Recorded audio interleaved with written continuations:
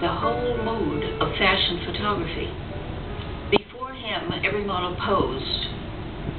She became a statue. Whereas Dick, as I said, he participated. He was in the picture. And the way he moved with his Rolleiflex was as though he was dancing with you. And you would react, of course. I wasn't without influence. The only fashion pictures that interested me were fashion photographs of Martin Lucaci. They were of athletic women, striding across the beach, vital, alive, not leaning against a Grecian pillar. That impulse, when you're 21 years old, there's a movement and humor and vitality and a sort of open, free sexuality is what I was drawn to. Alexei Brodovich, the legendary Russian art director at Harper's Bazaar, was always looking for talent. The magazine was in its glory, publishing not only fashion, but masters such as Picasso, Capote, and Versailles. Boy, was I lucky. I didn't realize when he chose me to work on the magazine that I would have Carmel Snow as my editor and Deanna Vreeland as my fashion editor. And I was like 19 or 20, and I went straight from the Merchant Marine, which meant straight from my home, to my mother, my new chosen mother, father, and crazy aunt. Brilliant crazy aunt. Brodovich was the father. He was really very much like my father.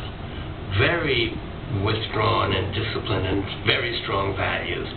He gave no compliments, which killed a lot of young photographers. They couldn't take it. I didn't believe compliments. I never believed compliments, and to this day. So I responded to the kind of toughness, plus the aristocracy of mind and the standards. And then there was Carmel Snow. So the humanity came from Carmel Snow. She would say, at pictures I had done of Katharine Hepburn, and I had the one I loved, and she said, "But Dick, that's a better picture, but look at what's in her eyes in this one." And right away, the graphics faded, the impact faded, and I saw the human quality, and that was what I got from Carmel, who taught me through gossip. And there was Deanna Vreeland, the eccentric, the crazy aunt in the family who just exploded with imagination.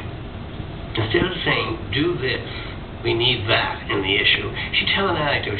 For example, I went to Egypt with Dovima, and she sent me a memo that said, "Dick, before you plan these pictures, just think about Cleopatra.